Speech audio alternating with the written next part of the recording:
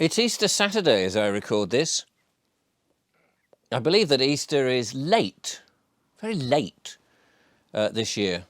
I never quite understand how the Easter business works. You know, you've got other dates set in the diary like Christmas Day. And we all know that's on the 25th of December, which is very handy. We know when Halloween is, and we know, well, many of the other dates. But when it comes to Easter, it seems to sort of shift around a bit, willy-nilly.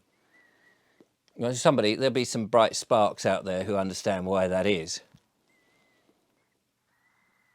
I still never quite understand the connection with the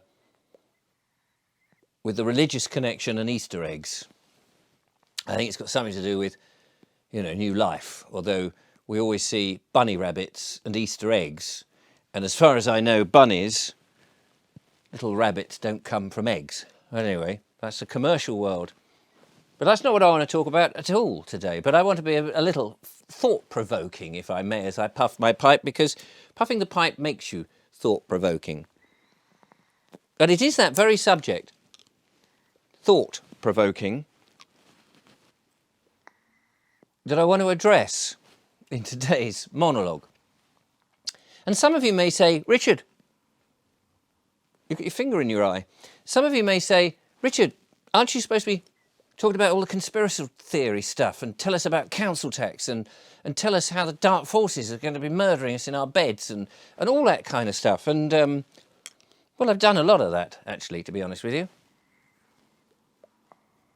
And now it is time, and I've been saying this for the last year, I think, it is time to start looking at solutions rather than worrying about all the other stuff. We keep worrying and fretting. And that's really what this is about. You see, I think I spoke fairly recently to tell you that I'd read this book when I was in my teens by, I think his name was Paul Brunton. And he had a series of books. One that I believe was The Quest for the Over-Self, or The Quest for the Inner Self, or The Quest for the Self, or something. It was something to do with trying to understand who he was and where he came from and what it was all about. Life, you know.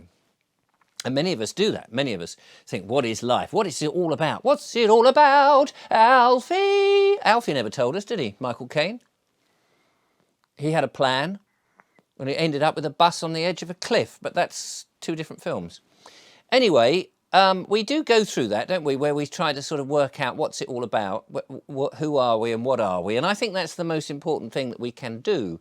And we forget that in our pursuit in life as we get carried away with everything.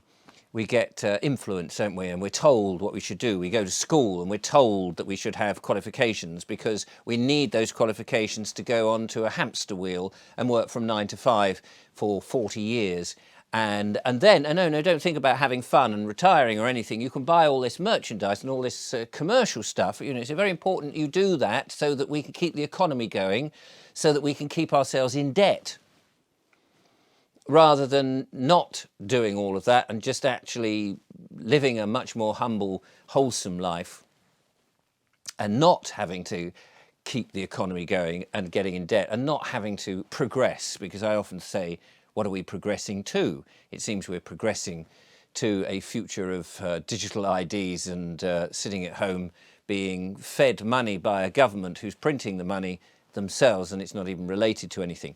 Anyway, all of that is sort of apropos of nothing really, except that I want to talk about all we have is thoughts.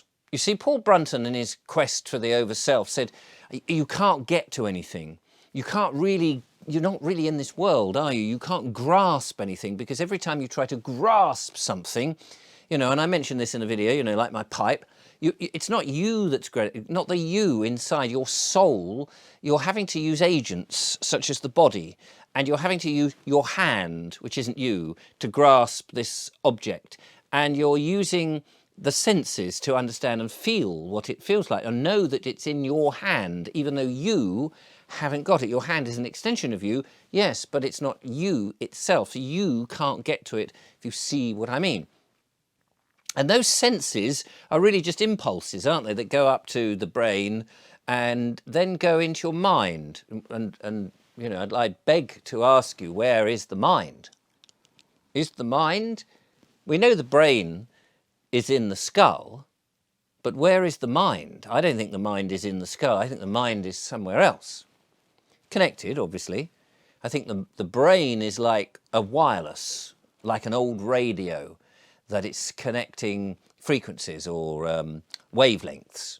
And so those senses, when you pick up your lighter and your pipe, as I'm sure most of you now have picked up your lighters and your pipes and are smoking in time with me, which is a very wise thing to do, is that those senses go up the arms through that thing into the brain through this wireless and is then sent to the mind. And the mind says, oh, you're about to smoke your pipe. How lovely, how beautiful, how wonderful, how extraordinary. And so that's nice. But ultimately, then, it's a thought, isn't it? This touching this, doing this, and in fact the instruction to pick up the pipe, to pick up the lighter, to put the tobacco in the...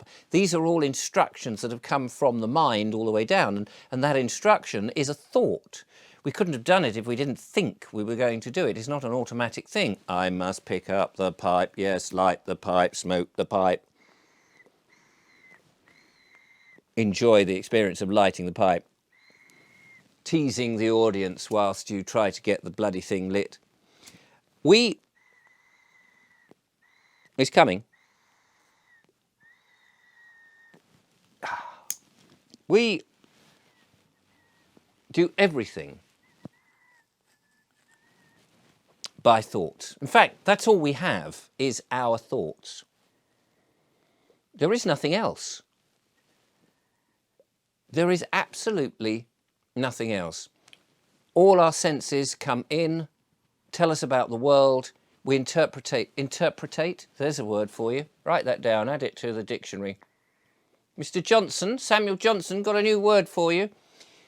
Everything that we do, we interpret with our thoughts. In fact, that's all we have. And they are the real tools. They are the first tools that we have. But our thoughts are not us, are they? Our thoughts are not us. They can't be, because they come and go. They flit around. A thought bubbles up and you think, oh, wouldn't it be nice to have an ice cream right now? Be lovely. And then you just think, oh, actually it's impractical because I'm trudging through the snow in Snowdonia. Where would I find someone to sell me an ice cream? Of course. And so your thoughts, you know, they bubble up, they come and they go. So they can't be you, but they are the first thing that you have. And it's very difficult to switch them off. You know, if you're trying to meditate and you're sitting there going, I just want to have no thoughts. I want to have a blanket. I want to be away from all these bloody thoughts for a change. You can't switch them off, can you? It's very difficult because they keep coming in like, hello, I'm here. Here's a thought. No, barge out the way. I've got a better thought. And these thoughts, they come in like an army of a platoon of thoughts and many of them very different. But this is very useful to know because what we can do, puff, puff, apart from act like a steam train, what we can do is we can control those thoughts. They say that man has free will, that God, whatever you believe, the creator, the source, the universe, whatever it is that you think, and maybe you don't think anything is, but you still believe that man has free will. Most people believe that we have free will, even though we are in a society or a community or a country or a humanity that is continually being controlled by others. But those others have got the free will as well because they want to control us. You know, their will is telling them control that lot. And we're saying, bog off, you swine. We don't want to be controlled. We want to have that autonomous ability to do the thing that we want to do. And it feels a natural and honest and God-given right, doesn't it, to have free thought, to free will. And we don't like it. If you're, you know, standing there praying, for example, and the police come along and arrest you for thoughts in your head. We see all this in the news. Hate crimes or thought crimes, that we don't have free will. How do you control your thoughts? Mr. Policeman, as you just arrived at me, I had a thought that you were naked. And Mr. Policeman, you've got such a tiddly little thing hanging down there. That's what I thought. Are you going to arrest me for that? That's a very, very disgusting thought. I wish I hadn't thought of it. I didn't purposely thought it, just bubbled up. But you going to arrest me for that? How can you know what my thoughts are unless I actually tell you? Have you got some sort of device? Now, we do know that there is technology. I mean, I don't know how true this is, but this is the fear at the moment. It's going around on the old conspiratorial web. That those people who took a certain medical intervention, lined up thinking it was some terrible disease that was floating about, have actually got in their bodies some sort of minute technology that is coming together. And there are these stalks, these very large poles, these stalks out of the ground with technology on them, connected to a letter of the alphabet. A, B, C, D, E, F, the next one. Yes, 5 of that. I don't want to sort of say too much because the algorithm now gets very sensitive. So it's quite fun actually dancing around it all. Anyway, that letter of the alphabet with that number, number 5, and apparently this is connected. Apparently it's connected.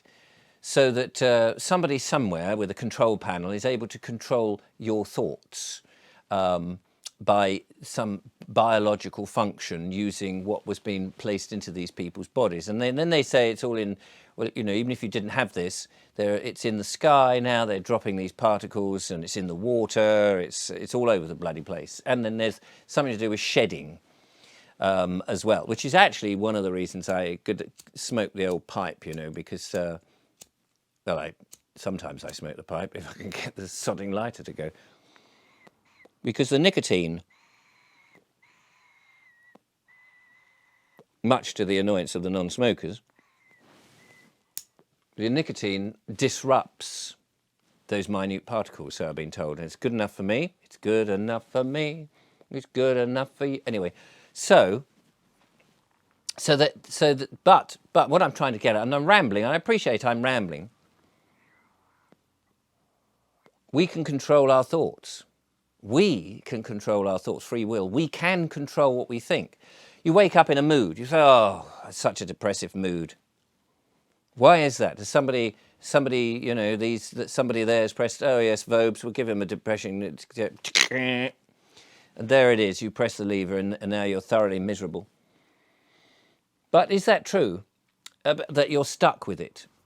Because I can change my mood. I can be happy, I can be sad. You put on a piece of music and it can rouse you and suddenly... But we can change our own thoughts.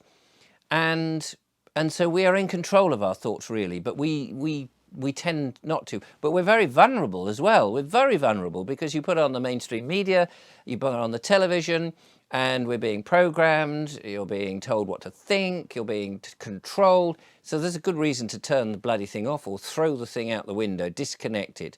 You won't have to worry about those people banging on the door saying, you need a license to live and watch our television program. I mean, that's the most absurd thing, isn't it? You need a license, you have to go and pay so that they can program your brain. I mean, isn't it? I mean, it is a bonkers world. You pay for someone to control. Please, how much is it for you to control my thinking? Yes, throw away your television. We need to be aware of our thoughts. We need to be aware of them because I think that is what sets us free in many, many different ways. It sets us free from misery and it sets us free from those that wish to control us or influence us in a nefarious way. And then finally, I want to get on to the point that some people say that thoughts actually are more powerful than you believe, that they sort of radiate into the world and you can do this thing, manifestation, and create, you know, all these things. I think that's actually true, but not necessarily in the way that they often describe it, as in some sort of magic, that you have a thought, then at the next point someone's knocking on the door with that £1 million note. There you are, mate, £1 million note. Did you ever see that film with Gregory Peck? He was unable to spend a £1 million note. And that's what he feels like. So I think, though, that if you have a dream, You should continue to focus on that dream, whatever it is, whether the dream is to have a farm and look after animals, or to navigate across the world, or to sail, or to, you know, whatever it is, and you haven't got the means.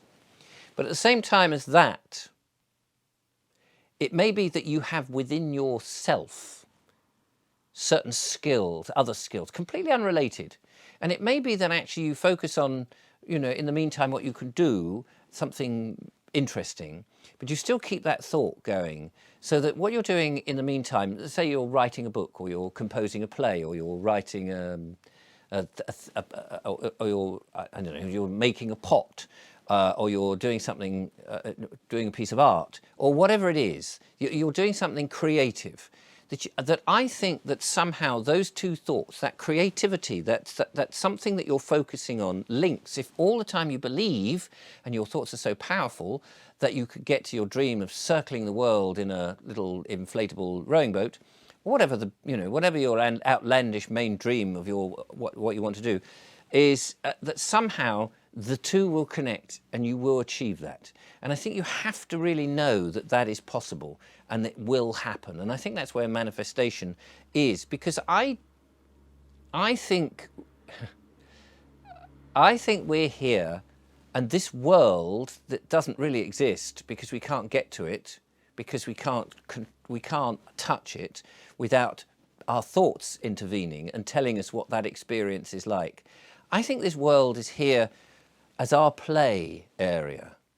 But because so many people are worrying and not in control of their thoughts, and they're being influenced by mainstream media, or YouTube, or Rumble, or all the pessimistic stuff that we're being told, it keeps us down. And the thoughts of others overlap our thoughts. And so therefore our thoughts have a much harder time to do those wonderful things. And we really need to guard ourselves against the thoughts of those negative and those people who are negative. So when you see someone who's negative, you either got to avoid them because their thoughts are really, could drag you down, and you want to keep your thoughts up. And that's how we enjoy life. But we decide whether we want to enjoy life, because we control our thoughts. You actually choose. You may not realize it, but you are choosing your thoughts, because nobody else can choose your thoughts. But I'm in a mood, I'm down, I'm miserable, I fear this, I worry the other, I don't think I can cope, and all of that. But these are just thoughts. At the end of the day, it's just thoughts. And there's only us, the soul, the spirit in us that can interpret those thoughts and make those decisions that we're down and miserable and upset, and that I feel this way. We can raise our thoughts, and that is something which we must remember. I think we should remember. You don't have to remember. You can ignore everything I say. It's your choice. They're your thoughts, you see? Your thoughts. You can think that Vogue bloke is a complete and utter menace.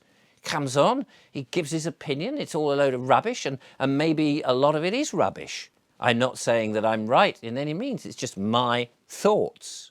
There he goes again. Anyway, before I go, I've been asked to make an announcement,